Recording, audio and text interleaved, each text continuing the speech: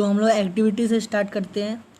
Activity 1.1 में क्या दिया है हम लोग को? एक्टिविटी 1.1 में हम लोग को दिया गया है कि यहाँ पे देख सकते हैं, आप पढ़ते हैं हम लोग इसको, दिया है हम लोग को कि एक्टिविटी 1.1 क्वेश्चन, मतलब आपको इस एक्टिविटी करते टाइम में कौन कौन सी सावधानियाँ रखनी चाहिए। उसमें दिया हम लोग को this activity needs the teachers assistance, मतलब इस एक्टिविटी करते समय आपको क्या करना है कि आपकी टीचर आपके साथ होनी चाहिए। It would be better if students wear suitable eye glasses, मतलब ये और भी अच्छा होगा कि अगर आप जब ये एक्सपेरिमेंट कर रहे हो तो आपके आँखों में आई ग्लास लगे होने चाहिए, क्योंकि इस टाइप केमिकल जो हम लोग रिएक्शन करते हैं उस टाइम हमारे आँखों को क्या करते हैं, प्रोटेक्ट करते हैं ये सब ग्लास। अब क्या दिया हम लोग को, क्या क्या लेना है उसके लिए वो देख लेते हैं हम लोग। तो यहाँ पे हम अब देखिए आपको यहाँ पे लेना क्या क्या है, वो दिया गया है यहाँ पे कि सबसे पहले क्या लेना है आपको, सबसे पहले क्या लेना है आपको, क्लीन अ मैग्नीशियम रिबन। देखिए यहाँ पे दिया गया है आपको कि clean a magnesium ribbon about 3 to 4 centimetre long bye rubbing it with sand paper. मतलब क्या करना है आपको, एक मैग्नीशियम का क्या लेना है, रिबन लेना है। मैग्नीशियम का रिबन मिलता है, शॉप में जाओगे तो मिलेगा आपको। तो क्या मैग्नीशियम का रिबन लेना है आपको, उसको क्या करना है, सैंड पेपर पे क्या क्या घिसना है उसको। और कितना लंबा लेना है आपको, 3 से 4 सेंटीमीटर लंबा लेना है, उसको घिसना है। उससे क्या करना है आपको, hold it with a pair of tongues. मतलब यहाँ पर टंग्स का मतलब जीभ नहीं होता है, यहाँ पर टंग्स का मतलब होता है जो चिमटा होता है, जो केमिकल रिएक्शंस करते टाइम यूज़ किया जाता है, उससे क्या करना है आपको, उस मैग्नीशियम पेपर को पकड़ना है।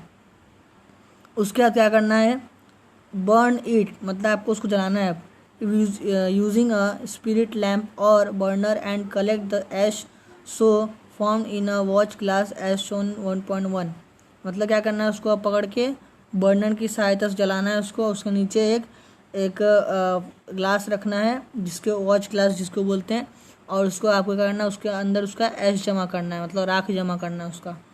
उसके बाद क्या बोल रहे हैं यहाँ पे, जो जैसा दिखाया गया 1.1 में, burn the magnesium ribbon keeping it away as far as possible from your eyes. जब आप जला रहे हो उसको तो क्या करना है आपको, अपने आँखों को उससे दूर रखना है। दूर रखने से ये होगा कि आपकी आंखें मतलब अच्छी रहेगी, उसका जो धुआं होता है वो आपके आँखों में नहीं जाएगा।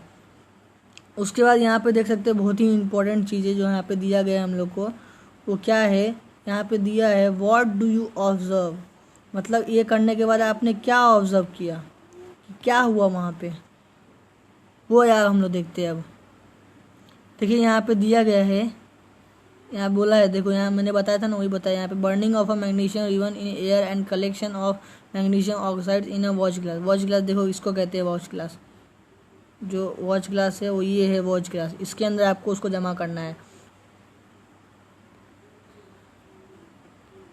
अब देख सकते हैं यहाँ पे, हम देखते हैं आगे कि अब यहाँ पे देख सकते हैं, यहाँ पे लिखा गया है you must have observe that magnesium ribbon Burns with a dazzling white flame. मतलब आपने ऑब्जर्व किया होगा जब जलाया होगा तो जो मैग्नीशियम का रिबन जलता है वो किससे जलता है, डैजलिंग, मतलब चमकता हुआ वाइट फ्लेम निकलता है उससे जब जलता है तो, and changes into a white powder, और जब जलने के बाद क्या होता है वो वाइट पाउडर में चेंज हो जाता है। This powder is magnesium oxide. अब आप बोलोगे यहाँ पे हमने मैग्नीशियम जलाया तो मैग्नीशियम ऑक्साइड कैसे मिला। जब मैग्नीशियम के जो रिबन होता है उसको फीता बोलते हैं, मैग्नीशियम के फीते को हम लोग ऑक्सीजन के प्रेजेंस में जलाते हैं तो मैग्नीशियम जो होता है वो ऑक्सीजन के साथ रिएक्शन करता है, और रिएक्शन करने के बाद मैग्नीशियम ऑक्साइड बना लेता है, समझे। It is form due to the reaction between magnesium and oxygen present in the air. देखो मैंने बताया, it is form due to the reaction between magnesium and oxygen. मतलब ये कैसे मैग्नीशियम ऑक्साइड कैसे बना, मैग्नीशियम और ऑक्सीजन के रिएक्शन के बाद ये बना। अब एक्टिविटी 1.2 दिया है, यहाँ पे क्या दिया है, टेक लीड नाइट्रेट होता है एक, उसको लेना है आपको, उसका सॉल्यूशन लेना है। और क्या करना है, add potassium iodide solution to this. मतलब पहले आपको लीड नाइट्रेट का सॉल्यूशन लेना है, उसके उसके अंदर आयोडाइड सॉल्यूशन को आपको डालना है उसके अंदर। व्हाट डू यू ऑब्जर्व, आप क्या ऑब्जर्व करते हो, वो मैं आपको बताता हूँ, मतलब आगे अब दिया होगा। उससे कुछ हीट निकलता है। 1.3 देखो, take a few zinc granules in a conical flask और अ टेस्ट ट्यूब, मतलब जिंक का जो पाउडर होता है ना उसको आपको लेना है, कोनिकल फ्लास्क होता है उस या फिर टेस्ट ट्यूब के अंदर। ऐड डाइल्यूट हाइड्रोक्लोरिक एसिड और सल्फ्यूरिक एसिड टू दिस। अब क्या करना है आपको, उस कोनिकल फ्लास्क के अंदर हाइड्रोक्लोरिक एसिड नहीं तो सल्फ्यूरिक एसिड को ऐड करना है। Handle the acid with care, मतलब उस एसिड को आपको अच्छे से पकड़ के रखना है, तो फिर आपका खुद का हाथ जल सकता है। Due to observe anything happening around the zinc granules, क्या आपने कुछ ऑब्जर्व किया कि जिंक का जो पाउडर था उसके आसपास क्या हुआ। टच द कॉनिकल फ्लास्क और टेस्ट ट्यूब, मतलब अगर आपने कॉनिकल फ्लास्क में उसको किया है तो आप उसको टच करो, अगर आपने टेस्ट ट्यूब को किया है तो भी उसको टच करके देखो क्या होता है। Is there any change in its temperature, मतलब पहले जो कॉनिकल फ्लास्क था केमिकल रिएक्शन से पहले उस टाइम उसका टेम्परेचर कितना था, और अभी जो आपने किया रिएक्शन उसका टेम्परेचर कितना हो गया, ये आपको ऑब्जर्व करना है। अब जो ऊपर हम लोगों ने किया उसको हम लोग को यहाँ पे दिया गया है, क्या हुआ वहाँ पे वो दिया गया है। यहाँ पे देखिए ये क्या है, ये कॉर्क दिया है। जो ऊपर हम लोगों ने किया था जिंक ग्रेनुलियस, देखो जिंक के जो टुकड़े होते हैं उसको क्या किया उन लोगों ने अंदर डाला है, अंदर डाला उसके बाद क्या किया उसके अंदर डाइल्यूट सल्फ्यूरिक एसिड को डाला, और वो क्या था कॉनिकल फ्लास्क के अंदर ये रिएक्शन किया। उससे क्या हुआ, यहाँ पे जो ये टेस्ट ट्यूब के अंदर ग्लास ट्यूब डाला है ताकि जो H2 गैस है वो बाहर निकल सके, और यहाँ कॉर्क लगा दिया है। इससे क्या हो गया, H2 गैस बाहर निकला। क्यों बाहर निकला वो देखते हैं यहाँ पर। From the above 3 activities we can say that any of the following observation help us to determine whether a chemical reaction has taken place, मतलब हम लोग ऊपर जो उन्होंने एक्टिविटीज़ की उससे हम लोग ये डिफाइन कर सकते हैं कि इनमें से किसी न किसी में या फिर सब में क्या हुआ है, केमिकल रिएक्शन ने टेक प्लेस लिया है, मतलब केमिकल रिएक्शन हुआ उनके अंदर। अब कैसे बोल सकते हैं हम लोग केमिकल रिएक्शन हुआ है, इस तरीके से। यहाँ पे देखो 4 पॉइंट दिया गया है, इसकी अगर हम लोग के अंदर हम लोग को उसके अंदर उस रिएक्शन के अंदर ये 4 पॉइंट दिखते तो हम बोल सकते हैं कि उसके अंदर केमिकल रिएक्शन हुआ है। क्या क्या है, चेंज इन स्टेट, उसके स्टेट में, मतलब अगर वो गैस है तो सॉल्यूशन में बदलेगा, अगर सॉल्यूशन है तो गैस में बदलेगा, ये होता है स्टेट चेंज होता है। मतलब ये स्टेट अगर वो चेंज हो रहा है तो भी हम कह सकते हैं केमिकल रिएक्शन है। उसका नेक्स्ट क्या दिया, चेंज इन कलर, उसका कलर भी चेंज होगा। Evolution of a gas, gas का भी इवोल्यूशन होगा, मतलब उसका और स्टेट चेंज हो सकता है। चेंज इन टेम्परेचर, टेम्परेचर उसका हीट होगा, नहीं तो हीट को ऑब्जर्व करेगा वो। As we observe the changes around us we can see that there is a large variety of chemical reaction taking place around us. हम लोग अगर ऑब्जर्व करें हमारे आसपास तो हम लोग देख सकते हैं कि हमारे आसपास बहुत सारे तरीके की केमिकल रिएक्शंस हमेशा होती रहती है। We will study about the various types of chemical reaction and their symbolic representations in this chapter, मतलब हम लोग अब क्या करेंगे, इस चैप्टर के अंदर पढ़ेंगे कि केमिकल रिएक्शंस के कितने टाइप्स होते हैं और उसका सिम्बॉलिक रिप्रेजेंटेशन क्या होता है। तो यहाँ पे हम लोग पहले देखते हैं केमिकल इक्वेशंस क्या होता है। Activity 1.1 can be described as when a magnesium ribbon is burnt in oxygen it's get converted to magnesium oxide. This description of a chemical reaction in a sentence form is quite long, मतलब वो जो हम लोगों ने ऊपर reaction किया, अगर आपको कोई पूछेगा कि बताओ तुमने क्या किया तो आप क्या क्या बताओगे उसको कि वह ना हम लोगों ने एक मैग्नीशियम के रिबन को जलाया और बर्नर से जलाया, उससे क्या हुआ, मैग्नीशियम ऑक्साइड बन गया। तो ये बताने में क्या लंबा बता रहे हो ना आप, इतना लंबा हो जा रहा है, तो यही बोल रहा है कि ये क्या हो गया, क्वाइट लॉन्ग हो जाता है ये। It can be written in a shorter form, इसको क्या कर सकते हैं हम लोग, छोटे फॉर्म में भी लिख सकते हैं। The simplest way to do this is to write in the form of a word equation. हम लोग इसको क्या कर सकते हैं, वर्ड इक्वेशन के तौर पर छोटे रूप में लिख सकते हैं।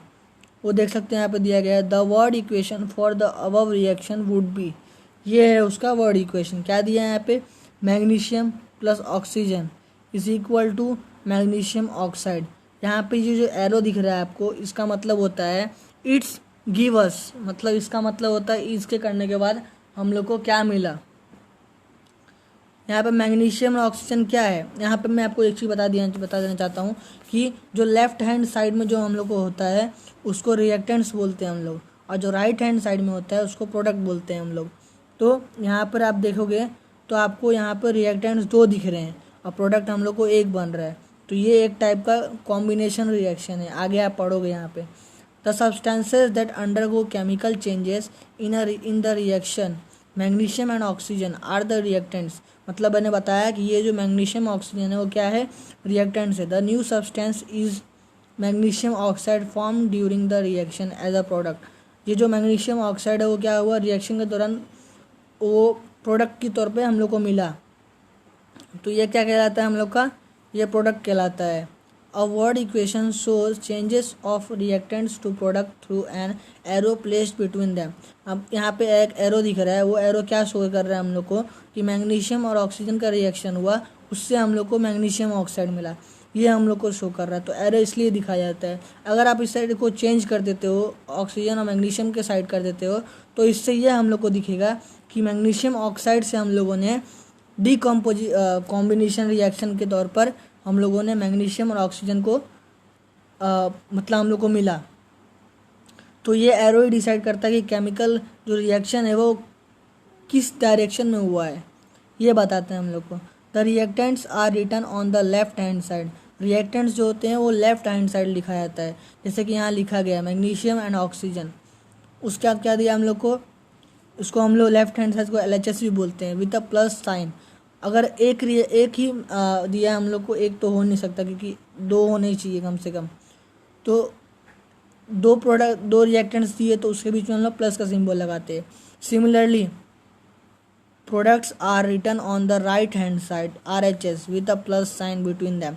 और उसी तरीके से जैसे इस तरह यहाँ पे हम लोग को मैग्नीशियम ऑक्साइड मिला है, वैसे अगर हम लोग को एक और प्रोडक्ट मिलता है तो हम लोग उसको प्लस साइन के साथ में लिखते हैं। The arrow ahead points toward the product. जो एरो का अहेड होता है मतलब सामने का जो हिस्सा होता है वो हम लोग को प्रोडक्ट शो करता है। अगर हम लोग घुमा दे तो वो हम लोग को क्या प्रोडक्ट शो करेगा, मैग्नीशियम प्लस ऑक्सीजन शो करेगा। And shows the direction of the reaction, और रिएक्शन का भी डायरेक्शन शो करता है वो। आगे बढ़ते हैं हम लोग। अब हम लोग देखेंगे कि एक केमिकल इक्वेशन कैसे लिखा जाता है, कि मतलब केमिकल इक्वेशन लिखा है, अब कैसे लिखा है वो। Is there any other shorter way for representing chemical equation. आपने मतलब कोई और देखा है वे जिससे हम केमिकल इक्वेशन को शॉर्टर वे में रिप्रेजेंट कर सकते हैं। Chemical equation can be made more concise मतलब होता है easily and useful if we use chemical formulae instead of words. मतलब केमिकल इक्वेशन को समझना हमारे लिए और भी आसान हो जाएगा अगर हम लोग केमिकल इक्वेशन को वर्ड्स के जगह पे उसके फॉर्मूले यूज़ करें, तो उसको समझना ज़्यादा आसान हो जाएगा। A chemical equation represented as a chemical reaction. मतलब केमिकल इक्वेशन जो लिखते हैं हम लोग वो केमिकल रिएक्शन को रिप्रेजेंट करता है। मतलब केमिकल इक्वेशन केमिकल रिएक्शन जो हम लोगों ने किया उसको रिप्रेजेंट करता है कि मतलब केमिकल रिएक्शन किस तरीके का हुआ। If you recall formulae of magnesium oxygen and magnesium oxide, the above word equation can be written as। यहाँ पे हम लोगों ने देखा था, यहाँ पे हम लोग को वर्ड इक्वेशन दिया गया था, यहाँ पे देख सकते हो आप लोग magnesium plus oxygen it's give us magnesium oxide. अब ये हम लोग का वर्ड इक्वेशन था। अब यहाँ पे आप देख सकते हो, दिखाता हूँ आपको कि ये देखो यहाँ पे Mg plus O2 it's give us MgO। ये क्या है, ये भी वही है जो ऊपर हम लोग को लिखा था, लेकिन हम लोगों ने यहाँ पे क्या किया, इंस्टेड ऑफ वर्ड्स हम लोगों ने फॉर्मूले का यूज़ किया। और आप देख सकते हो कितने शॉर्टर वे में हम लोगों ने उसको रिप्रेजेंट किया कि हम लोग का कौन सा केमिकल इक्वेशन हम लोग दिखाया है और उससे कौन सा केमिकल रिएक्शन हुआ है। तो यहाँ पे Mg मतलब मैग्नीशियम है, आप जानते ही होंगे, और ऑक्सीजन का दिया है O2 it's give us MgO मतलब मैग्नीशियम ऑक्साइड। अब हम लोग को क्या करना है कि अब देखोगे आप यहाँ पे दिखा है count and compare the number of atoms of each element. मतलब आपको क्या करना है कि हर एक एलिमेंट है उसके अंदर के आपको एटम्स काउंट करने हैं on the LHS and RHS of the arrow. आपको एक कॉलम बनाना है जिसमें LHS लिखना है और एक कॉलम बनाना है जिसमें RHS लिखना है। और चाहो तो आप इस तरीके से भी लिख सकते हो, एक साइड लिखो रिएक्टेंट्स और एक साइड लिखो प्रोडक्ट। अब क्या करना है आपको, is the number of atoms of each element the same on both the sides. मतलब आपको क्या, आप क्या देखोगे कि क्या मतलब जो रिएक्टेंट्स के साथ जितने एलिमेंट है उतने ही एटम्स प्रोडक्ट के साइड भी है। ये क्या दिख रहा है आपको ऐसा? इफ़ यस, अगर लगता है हाँ सही है, दोनों साइड सेम है, then the equation is balanced. अब यहाँ पे क्या बताया हम लोग को कि अगर इस साइड जो हम लोग को दिया गया है, ये देख सकते हो आप यहाँ पे, ये Mg+O2 ये रिएक्टेंट है। अब यहाँ पे Mg मतलब मैग्नीशियम के कितने एटम है? एक ही एटम है, और ऑक्सीजन के 2 एटम है। मतलब यहाँ पे हम लोग देखते हैं इधर इस साइड MgO, यहाँ पे भी आपको सेम दिख रहे हैं। तो मतलब क्या हुआ, ये केमिकल इक्वेशन क्या है? ये बैलेंस्ड केमिकल इक्वेशन है। केमिकल इक्वेशन 2 टाइप के होते हैं, मतलब मेनली 2 टाइप के होते हैं, वैसे तो और भी टाइप के होते हैं, आगे पढ़ोगे आप। तो एक होता है अनबैलेंस्ड केमिकल इक्वेशन और दूसरा होता है बैलेंस्ड केमिकल इक्वेशन। अगर आपको ये दोनों के आइटम दोनों साइड के सेम लगते हैं तो मतलब ये क्या हुआ, ये बैलेंस्ड केमिकल इक्वेशन हुआ। Such a chemical equation is a skeletal chemical equation for a reaction. इस टाइप के जो केमिकल इक्वेशन होते हैं, मतलब ये देन मतलब अगर बैलेंस्ड है तो उसको बैलेंस्ड ही बोलते हैं। इफ़ नॉट, अगर बैलेंस नहीं है, then the equation is unbalanced. मतलब आप अगर वो सेम नहीं है, मतलब क्या वो अनबैलेंस्ड केमिकल इक्वेशन है। Because the mass is not the same on both sides of the equation. अगर एटम्स सेम नहीं होंगे तो उसके मास भी डिफरेंट होंगे। तो दोनों साइड क्या हुआ, मास सेम नहीं है, तो क्या हो गया, अनबैलेंस्ड हो गया। और इस टाइप के केमिकल इक्वेशन को स्केलेटल केमिकल इक्वेशन बोलते हैं रिएक्शन के लिए। Equation is a skeletal chemical equation for a burning of a magnesium in air. जो हम लोगों ने ऊपर देखा उसको क्या बोलते हैं हम लोग, स्केलेटल केमिकल इक्वेशन बोलते हैं। किसके लिए? जब हम लोग मैग्नीशियम को हवा में बर्न करते हैं तो उस केमिकल रिएक्शन के लिए उसको हम लोग बोलेंगे कि chemical equation is a skeletal chemical equation. अब हम लोग सीखेंगे केमिकल इक्वेशन को बैलेंस कैसे किया जाता है। Recall the law of conservation of mass that you studied in class 11th. Mass can neither be created or nor destroyed in a chemical reaction. मतलब जो आप याद करो, आपने 9th या 10th में पढ़ा था कि एक लॉ था हम लोग को, law of conservation of mass. ये लॉ क्या कहता था हम लोग से कि जो मास होता है, मास क्या होता है, वो ना ही हम क्रिएट कर सकते, जो केमिकल रिएक्शन होता है तो उस टाइम में ना ही मास क्रिएट होता है और ना ही 1% का मास डिस्ट्रॉय होता है। यही हम लोग को उसका लॉ बोलता है। लॉ क्या बोलता है, mass can neither be created और not destroyed in a chemical reaction. वही हम लोग को आप लोग बताया यहाँ पे। This is the total mass of the elements present in a product of a chemical reaction has to be equal to the mass of the elements present in the reactants। मतलब अगर reactants जितने मास है उतना ही मास आपका product का भी होना चाहिए, तभी वो केमिकल इक्वेशन बैलेंस्ड कहलाता है। In other words, the number of atoms of each elements remain same before and after a chemical reaction। मतलब जो एटम्स के नंबर हैं वो क्या होने चाहिए, सेम होने चाहिए केमिकल रिएक्शन से पहले और केमिकल रिएक्शन के बाद।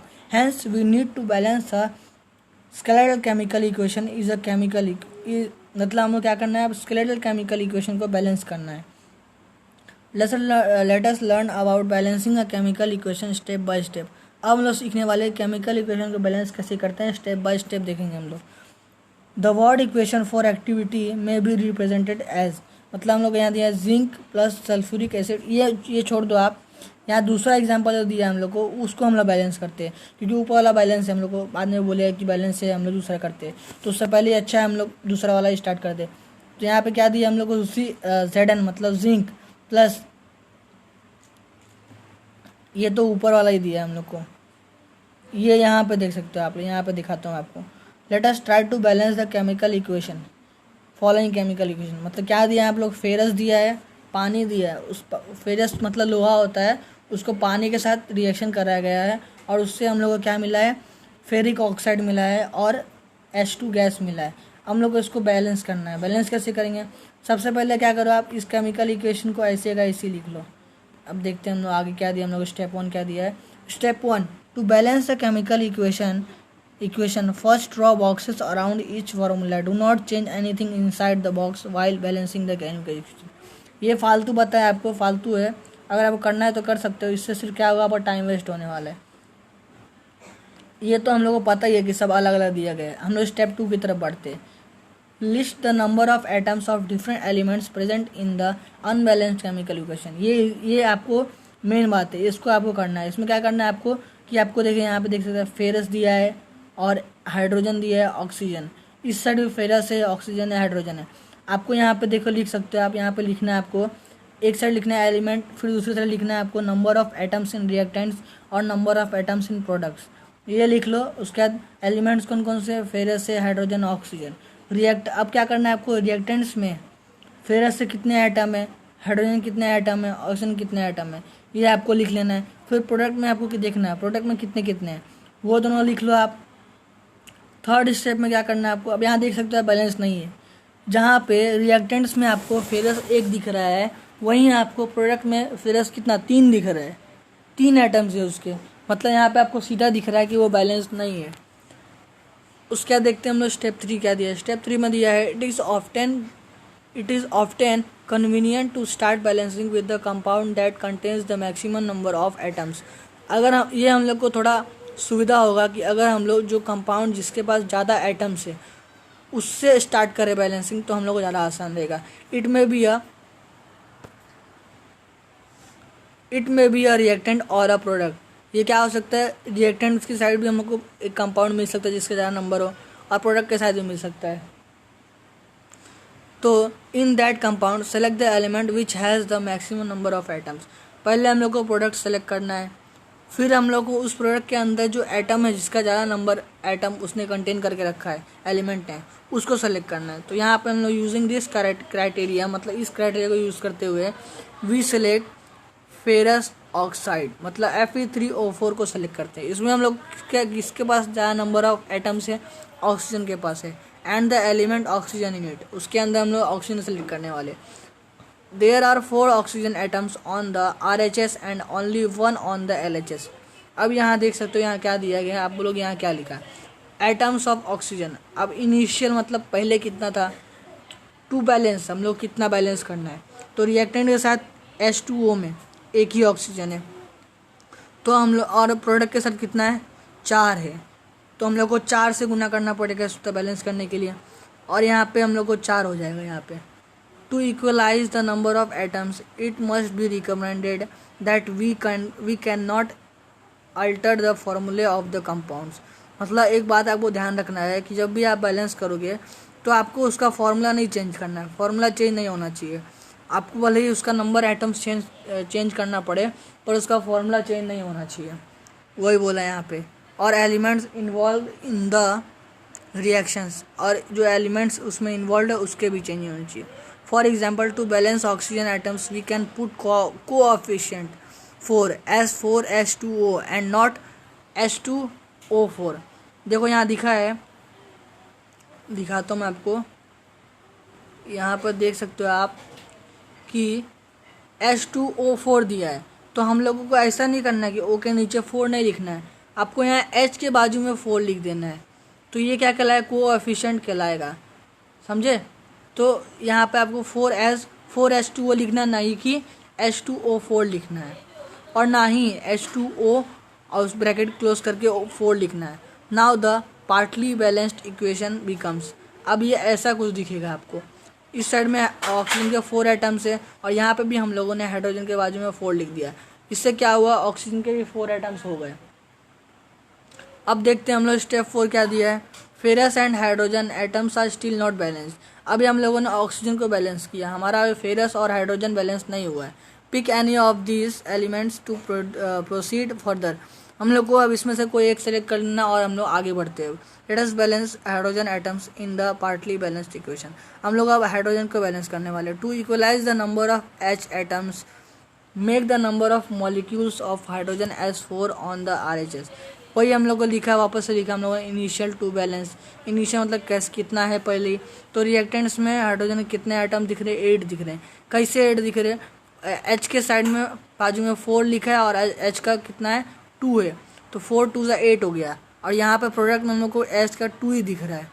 तो हम लोग को अब क्या करना पड़ेगा, 2 को 4 से मल्टीप्लाई करना था, 4 2 ज़ा 8 हो जाएगा। तो यहाँ पे रिएक्टेंट्स और प्रोडक्ट सेम हो जाएंगे। अब कैसा इक्वेशन दिखेगा हम लोग को, इस तरीके से दिखेगा, क्योंकि हम लोगों ने अब क्या किया, हाइड्रोजन हम लोग का अब से 8 हो गया, यहाँ पे भी हम लोग का H2 8 हो गया। तो हम लोग का फेरस बाकी है गया, अब ऑक्सीजन हाइड्रोजन हो गया। Examine the above equation and pick up the third element which is not balanced. हम लोग का रिएक्टेंट क्या था, हम लोग का इक्वेशन को हम लोगों ने एग्जामिन कर लिया। अब हम लोग थर्ड एलिमेंट को पिकअप करते हैं, जो कि हमारा दिया गया है फेरस। अब फेरस देखते हैं हम लोग। You find that only one element is left to be balanced, that is iron. अब आयरन को करेंगे हम लोग। एटम्स ऑफ आयरन इनिशियल कितने हैं, एक ही है, और हम लोग को कितना करना है, 3 करना है, क्योंकि हम लोग को प्रोडक्ट में कितना दिया है, Fe3 दिया है हम लोग को। तो क्या करना पड़ेगा हम लोग को, जो रिएक्टेंट्स में 1 है उसको हम लोग को 3 से मल्टीप्लाई करना पड़ेगा। तो कितना हो जाएगा, वो 3 हो जाएगा। To equalize Fe we take 3 atoms of Fe on the LHS। हम लोग क्या करेंगे, अब LHS के अंदर 3 एटम्स डाल देंगे Fe के।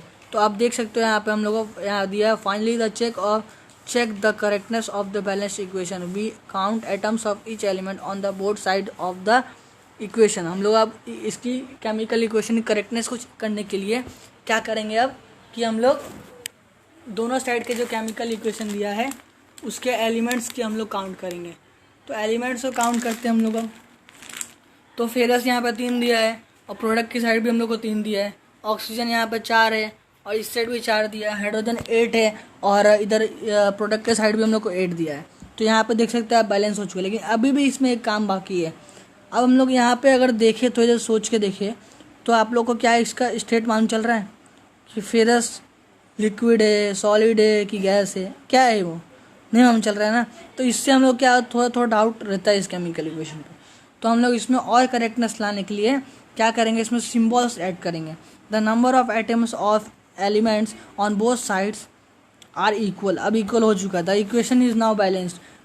This method of balancing chemical equation is called hit and trial method.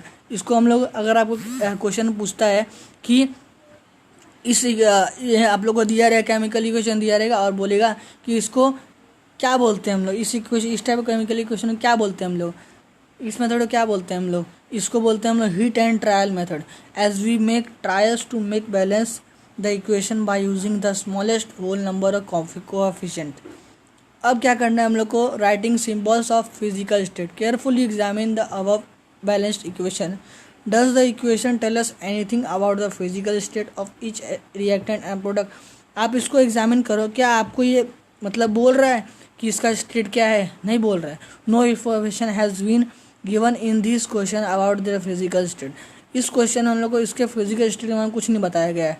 To make a chemical equation more informative, अगर हम लोग को इस केमिकल इक्वेशन में मोर इन्फॉर्मेटिव, जिससे हम लोग को इस केमिकल इक्वेशन की पूरी खबर हो जाए, वो लिखने के लिए the physical states of the reactants and products are mentioned along with their chemical formulae. हम लोग को उसे केमिकल फॉर्मूले के साथ साथ उसका फिजिकल स्टेट भी लिखना पड़ेगा। The gaseous, liquid, aqueous and solid state of reactants and products are represented by the notations. Notation के तौर पे हम लोग क्या कर सकते हैं, गैस, लिक्विड, एक्वस मतलब होता है सॉल्यूशन, एक्वस मतलब होता है जो मिला हुआ रहता है पानी की तरह, और सॉल्यूशन एस मतलब होता है solid state respectively. The word equation aqueous is written if the reactants and product is presented as a solution in water. Water के अंदर सॉल्यूशन के रूप में प्रेजेंट रहेगा, तो उसको हम लोग एक्वस बोलेंगे। अब यहाँ देख सकते हो आप लोग, लिखा गया है Fe है 3Fe, उसके साइड में S लिखा, मतलब क्या है, फिर सॉलिड है, प्लस 4H2O, उसके बाद में गैस लिखा है, G लिखा मतलब गैस है। It give us Fe3O4। अब O4 ये जो है Fe3O4 क्या है, वो सॉलिड है, यहाँ S लिखा है, इससे हम लोग को मालूम चल रहा है। 4H2 ये क्या है, गैस है, क्योंकि हम लोग को इसके बाद में G दिख रहा है। Note that the symbol is used with H2O to indicate that in this reaction water is used in the form of steam। यहाँ पे H2O लिखा है, मतलब क्या हुआ, वो जो वाटर है उसको स्टीम के तौर पर यूज़ किया गया है। Usually physical states are not included in a chemical equation unless it is necessary to specify them। आप एक बात ध्यान रखना कि जब आप केमिकल इक्वेशन बैलेंस करने बोले तो अगर आपको बोले कि फिजिकल स्टेट लिखना ज़रूरी है तभी लिखना, वरना ज़रूरी नहीं है कि आपको फिजिकल स्टेट लिखना पड़े उसमें। Sometimes the reaction conditions such as temperature, pressure, catalyst, etc. for the reaction are indicated above and or below the arrow in the reaction equation. For example, अब क्या क्या होता है, कभी कभी ना हम लोग को क्या करना पड़ता है, उसका रिएक्शन कंडीशन क्या है, वो किस टेम्परेचर पे है, उसका प्रेशर कितना बढ़ रहा है और उसमें कौन से कैटलिस्ट का यूज़ किया गया है, ये हम लोग को दिखाना ज़रूरी होता है। तो कैसे दिखाते हैं उसको, या तो एरो के ऊपर दिखाते हैं या तो एरो के नीचे दिखाते हैं। तो यहाँ दिया गया है CO गैस है प्लस 2H2O 2H2 क्या है 340 ATM। ATM क्या होता है, एटमॉस्फेरिक प्रेशर होता है, वो प्रेशर का एक इकाई होता है, वो लिखते हैं हम लोग। तो यहाँ हम लोगों ने ऊपर दिखा दिया प्रेशर कितना उसमें बढ़ रहा है। और यहाँ सेकंड इक्वेशन में सनलाइट और क्लोरोफिल है, ये क्या है, सनलाइट और क्लोरोफिल का यहाँ पर इस्तेमाल किया गया, तो उसको हम लोगों ने एरो के ऊपर नीचे लिख दिया। Use this steps can you balance given this text earlier. यहाँ पे हम लोग को एग्जांपल दिया गया है, इसको आपको बैलेंस करना है, ये आप खुद कर सकते हो। तो ये वीडियो मैंने बताया आपको। इसके आगे जो नेक्स्ट पार्ट है उसमें आपको बताऊंगा केमिकल इक्वेशन टाइप्स और केमिकल इक्वेशन क्या क्या होते हैं, और हर एक केमिकल इक्वेशन के जो टाइप्स होते हैं उसको मैं आपको स्पेसिफाई करके समझाऊंगा। तो कैसा लगा आपको ये वीडियो, अगर आपको अच्छा लगा हो तो लाइक करना भर के, और सब्सक्राइब अगर अभी तक नहीं किया आप लोगों ने, मेरी वीडियो में खो गए तो अभी तक आप सब्सक्राइब कर सकते हो, अभी टाइम है। मिलते हैं अगली वीडियो में।